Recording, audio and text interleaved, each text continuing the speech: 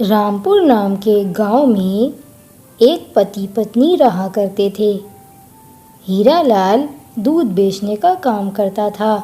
दिन भर वो बहुत मेहनत करता था, पर ज़्यादा मेहनत करने के बाद भी उसके पास कुछ नहीं आता था।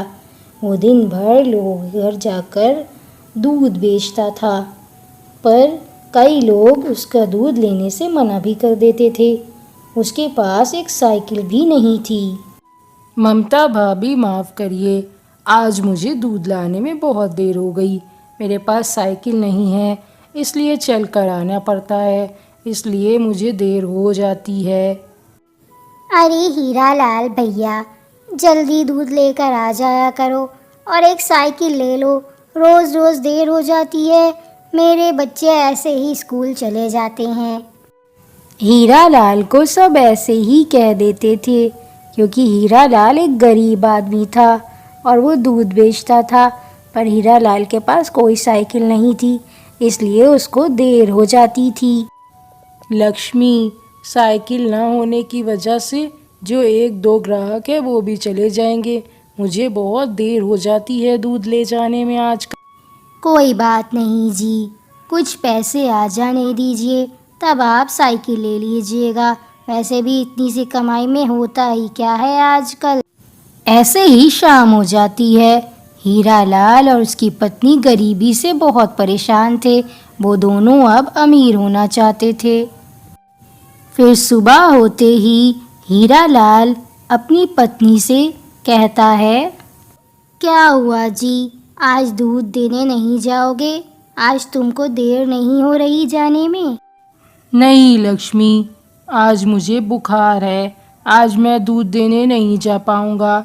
एक काम करो, तुम आज दूध देकर आ जाओ जल्दी। क्या आज मैं दूध देने जाऊं? पर ठीक है, आज मैं दूध दे आऊंगी, आप आराम कीजिए। लक्ष्मी बहुत आलसी होती है। वो नहीं चाहती कि वो दूध देने जाए, पर अपने पति की तबीयत खराब होने की वजह से वो मान जाती है। फिर दूध देने के लिए वो अपने घर से निकल जाती है। लक्ष्मी से वो भारी सा मटका उठाया भी नहीं जा रहा था। वो बहुत धीरे धीरे अपने साथ मटका उठा के ले जाती है। लक्ष्मी जब चलते चलते थक जाती है तो वो एक जगह बैठ जाती है। हाय राम, कितना भारी मटका है। मैं तो बहुत थक गई हूँ। अगर पैसे होते तो मैं ये काम कभी नहीं करती। 2 जगह तो दूध दे दिया है, कुछ पैसे भी आ गए हैं। अब यहीं पर आराम कर लेती हूँ। रात के खाने के पैसे तो हो ही गए हैं। लक्ष्मी वहीं बैठी आराम कर रही होती है कि तभी एक बत्तख तैरती हुई उसके पास आ जाती है। अरे वाह, ये बत्तख कहाँ से आ गई? इसे ही ले जाती हूँ और इसे काट कर पका कर हम दोनों खाना खाएंगे। आज पहली बार इतना अच्छा खाना खाएंगे हम दोनों। कितनी प्यारी बत्तख है। आज मैं इसे काट कर पकाऊंगी और हम दोनों पति पत्नी अच्छा खाना खा पाएंगे। तभी वो बत्तख लक्ष्मी से बोलती है, लक्ष्मी, तुम मुझे काटना मत।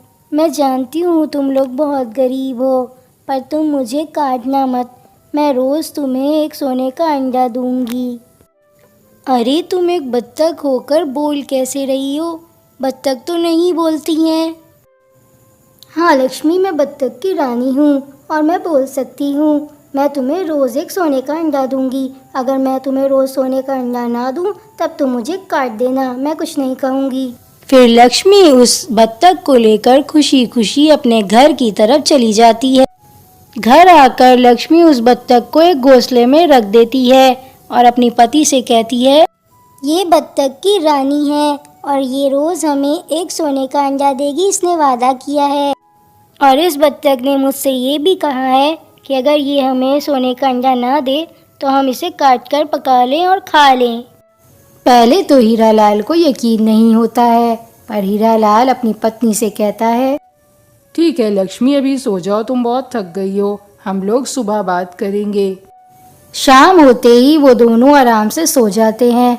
आज लक्ष्मी भी बहुत थकी होती है, इसलिए वो भी बेखबर सो रही होती है। सुबह होते ही लक्ष्मी सबसे पहले बत्तख के पास जाती है और वो देखती है कि वहाँ पर एक सोने का अंडा रखा होता है। मैंने आपसे कहा था ना कि ये बत्तख ने मुझसे कहा ये हमें रोज़ एक सोने का अंडा देगी। अरे वाह लक्ष्मी, मुझे तो यकीन नहीं था तुम पर कि ये बत्तख सोने का अंडा देगी, पर इसने दे दिया। अब मुझे यकीन है अब हम लोग जल्दी अमीर हो जाएंगे। वो दोनों पति पत्नी लालची हो गए थे और वो लोग अंडा देखकर बहुत खुश भी थे और दिल में सोच रहे थे कि वो लोग अब जल्द ही अमीर हो जाएंगे। पर हीरालाल अब भी दूध बेचने जाता था। वो बहुत मेहनत करता था, पर उसने अब मेहनत करना कम कर दी थी क्योंकि उन लोग के पास सोने का अंडा आ गया था। कुछ दिन ऐसे ही बीत जाते हैं, पर एक दिन लक्ष्मी अपने पति से कहती है, सुनो, ये बत्तख ऐसी रोज़ अंडे देती रही तो हम लोग कभी अमीर नहीं हो पाएंगे।